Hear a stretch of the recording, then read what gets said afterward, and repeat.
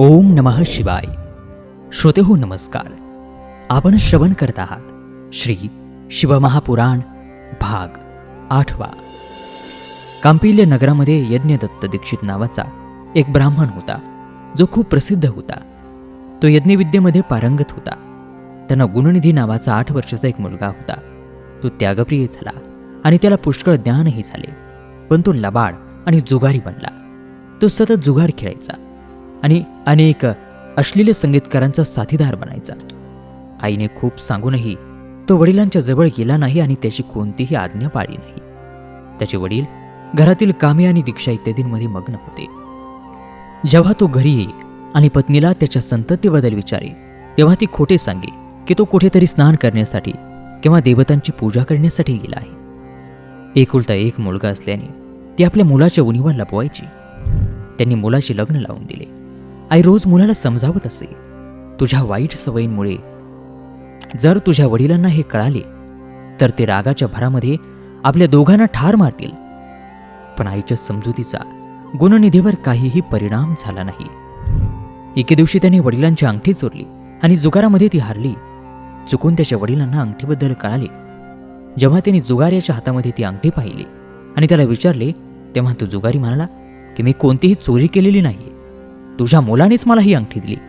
एवढेच नाही तर इतर जुगार खेळणाऱ्यांनाही घरातून भरपूर पैसे आणून दिले आहेत. पण आश्चर्याची गोष्ट म्हणजे तुमच्यासारख्या पंडितालाही आपल्या मुलाची अधम लक्षणे कळून आली नाहीत. या सर्व गोष्टी ऐकून पंडित दीक्षित याचे मस्तक शर्मीने झुकले.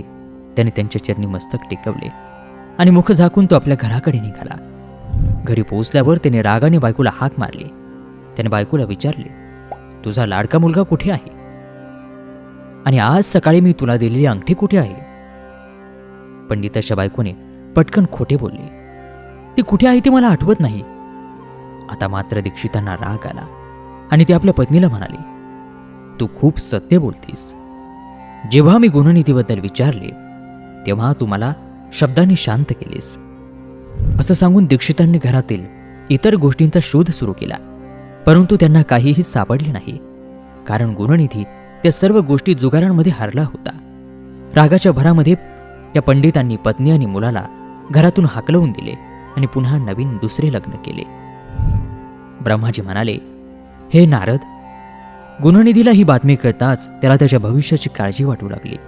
तो अनेक दिवस भूक आणि तहानीने व्याकुळलेला होता. एके दिवशी भूक आणि तहानीने व्याकुळ होऊन तो एका शिवमंदिराजवळ जाऊन बसला. एक शिवभक्त आपल्या कुटुंबासह शिवपूजेसाठी विविध साहित्य घेऊन तेथे आला होता. त्यांनी आपल्या कुटुंबासह भगवान शंकराची नियमानुसार पूजा केली आणि शिवलिंगाला विविध प्रकारचे पदार्थ अर्पण केले. पूजनानंतर ते तिथून निघून गेले. भुकेने व्याकुळ झालेल्या गुणनिधीने तो शिवभोग चोरण्याचा विचार केला आणि तो मंदिरामध्ये गेला. त्यावेळी अंधार असल्याने त्याचे कपडे पेटवून दिले आणि भगवान शंकरांसमोर दीप प्रज्वलित करून त्यांना दीपदान केले. सर्व प्रसाद त्यानंतर तो घेऊन धावू लागला. त्यावेळी त्याच्या पायाच्या धक्क्याने मंदिरामध्ये तो चोरी केल्याचे लोकांच्या लक्षात आले. सर्वजण त्याला पकडण्यासाठी धावले आणि त्यांनी त्याचा पाठलाग सुरू केला. त्या शहरातील लोकांनी त्याला खूप मारले. त्याची भुकेने व्याकुळ शरीर तो मार सहन करू शकले नाही आणि त्याचा मृत्यू झाला.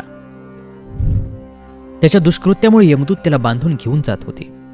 तेव्हा भगवान शिवांचे पार्षद तिथे आले आणि त्यांनी गुणनिधीला यमदूताच्या बंधनातून मुक्त केले. यमदूतांनी शिवगणांना नमस्कार केला आणि त्यांनी सांगितले की हा अत्यंत पापी आहे. त्याने भगवान शिवांचा भोगही चोरला. त्याने अनेक पापे केली आहेत, म्हणूनच तो यमलोकाचा हकदार आहे. याला आमच्याबरोबर नेऊ द्या, म्हणजे त्याला आम्ही निरनिराळे नरक भोगायला लावू. तेव्हा शिवगणांनी उत्तर दिले की नक्कीच गुणनिधीने अनेक पाप केली आहेत, पण काही सत्कर्मेही केली आहेत. त्यांची संख्या कमी असली तरी पापकर्माचा नाश करणारी आहे.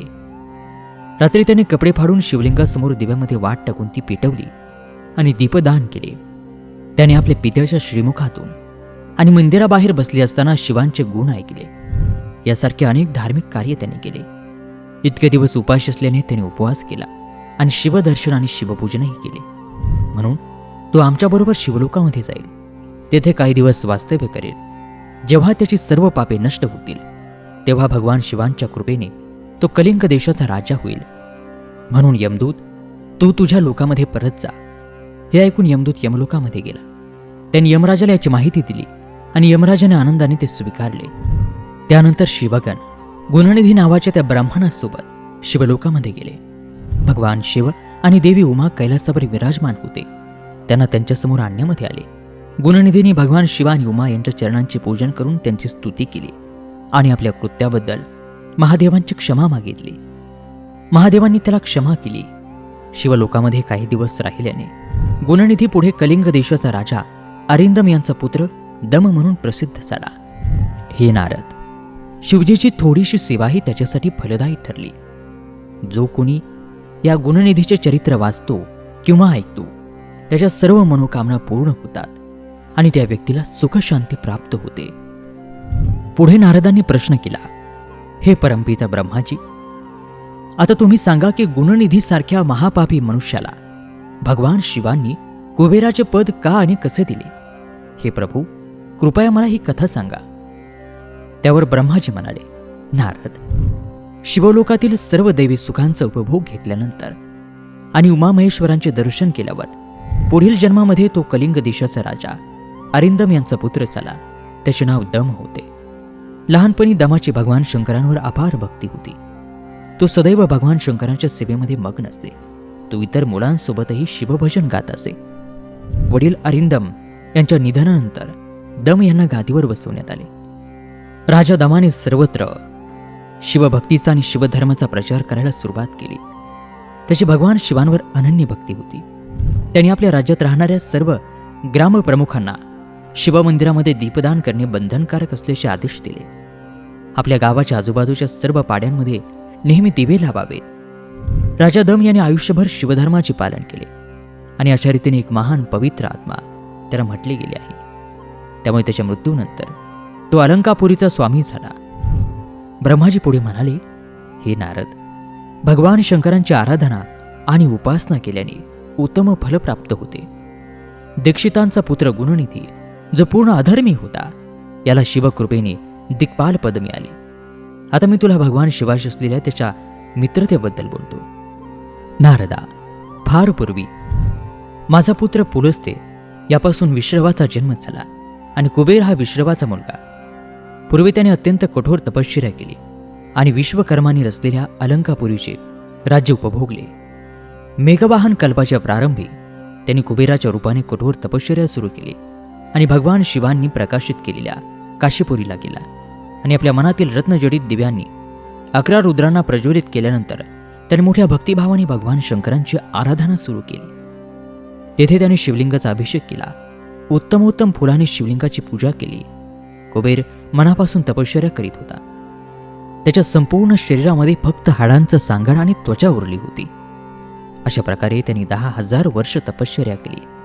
त्यानंतर भगवान शिव आपल्या दिव्य शक्ती उमा यांच्यासह कुबेराकडे गेले. अलकापती कुबेर मन एकाग्र करून शिवलिंगासमोर तपश्चर्येमध्ये तल्लीन झाले होते. भगवान शिव म्हणाले, हे कुबेर, तुझी भक्ती आणि तपश्चर्येने मी प्रसन्न झालो आहे. तुझ्या इच्छेनुसार तुम्हाला काहीही मागणी मागू शकतो. हे ऐकताच कुबेराने डोळे उघडले आणि समोर भगवान शिवांना उभे असलेले पाहून त्यांचे सूर्यासारखे तेज, त्यांच्या डोक्यावरती तो चंद्रमा पाहून त्याचे डोळे विस्फारले आणि त्याने लगेच डोळे मिटले. भगवान शिवाशी तो बोलला, देवा, माझ्या नेत्रांना शक्ती द्या म्हणजे मला तुमचे पाय दिसू शकतील. कुबेराचे म्हणणे ऐकून भगवान शिवांनी कुबेराला आपल्या तलहाताने स्पर्श केला आणि त्याला दिव्य दृष्टी दिली. दिव्य दृष्टी मिळाल्यावर ते नेत्रामध्ये अश्रू घेऊन देवी उमाकडे पाहू लागले. ते विचार करू लागले की शिवांसोबत ही सौंदर्यवती कोण आहे.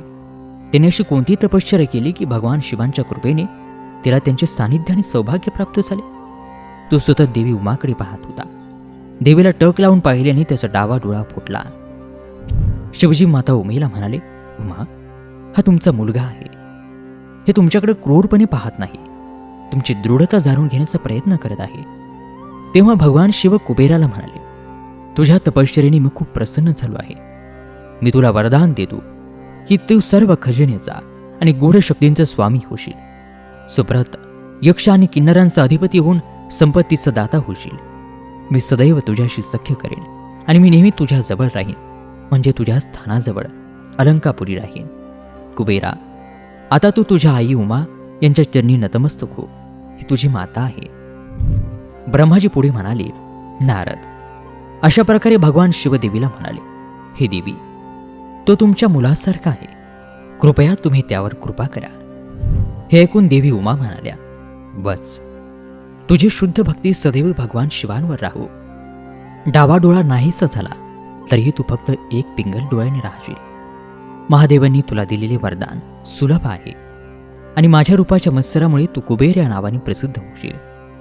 कुबेरांना वरदान देऊन भगवान शिव आणि देवी उमा त्यांच्या निवासस्थानी गेले. अशा प्रकारे भगवान शिव आणि कुबेर यांची मैत्री झाली आणि ते अलकापुरीजवळ कैलास पर्वतावर राहू लागले. नारदजी पुढे म्हणाले, ब्रह्माजी, तुम्ही धन्य आहात. ही अमृत कथा तुम्ही मला दयाळूपणे सांगितली. निश्चितच शिवभक्ती दुःख दूर करून सर्व सुख प्रदान करणारी आहे.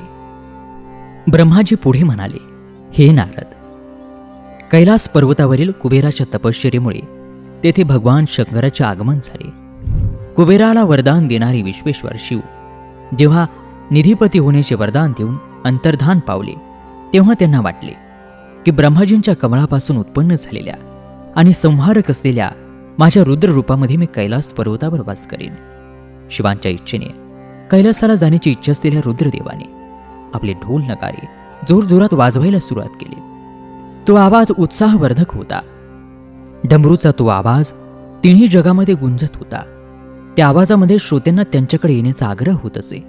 तो डमरुनाद ऐकून ब्रह्मा, विष्णू इत्यादी सर्व देव, ऋषी, वेदशास्त्र जाणणारे सिद्ध लोक अतिशय उत्तेजित होऊन कैलास पर्वतावर जात. भगवान शिवांचे पार्षद आणि गणपाल जिथे होते तिथे कैलास पर्वतावर पोहोचायचे.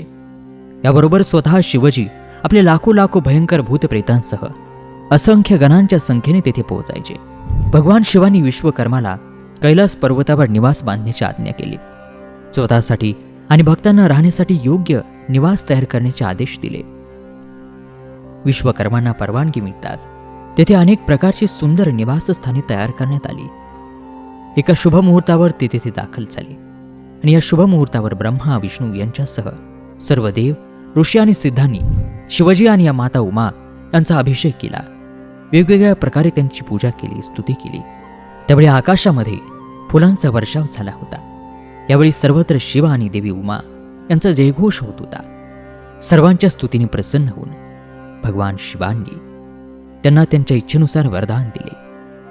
त्यानंतर भगवान शंकरांची आज्ञा घेऊन सर्व देवता आपापल्या निवासस्थानी गेले. भगवान शंकरांची आज्ञा मिळाल्यावर कुबेर हे अलकापुरीला गेले. त्यानंतर भगवान शंभू तिथे राहू लागले. योग साधनेमध्ये ते मग्न होऊन ध्यानामध्ये तल्लीन असायचे. तेथे काही काळ एकटे राहिल्यानंतर त्यांच्या पत्नी म्हणून दक्षकन्या देवी सती त्यांना प्राप्त झाल्या. हे नारद, अशा प्रकारे मी तुला भगवान शिवांच्या रुद्र अवताराची कथा सांगितली. त्यांच्या कैलास आगमनाचीही कथा सांगितली. त्याचबरोबर भगवान शिव आणि कुबेर यांच्यातील सख्यपणाचीही कथा सांगितली. जो कोणी एकाग्रतेने ही कथा ऐकतो, वाचतो, त्याला या संसारामध्ये सुखप्राप्ती होऊन अंतिम मोक्ष प्राप्त होतो. नारदजींनी ब्रह्माजींचे आभार मानले आणि स्तुती केली. ते म्हणाले, हे प्रभू, तुम्ही मला ही अमृत कथा सांगितली. तुम्ही मोठे विद्वान आहात. तुम्ही सर्वांच्या इच्छा पूर्ण करतात. मी तुमचा ऋणी आहे की तुम्ही मला अद्भुत शिवचरित्र सांगितले. हे प्रभू, मी तुम्हाला वारंवार नमन करतो. आणि श्रोतेहो, याचबरोबर शिवपुराण, रुद्रसंहिता आणि यामधील खंड पहिला या ठिकाणी समाप्त होत आहे.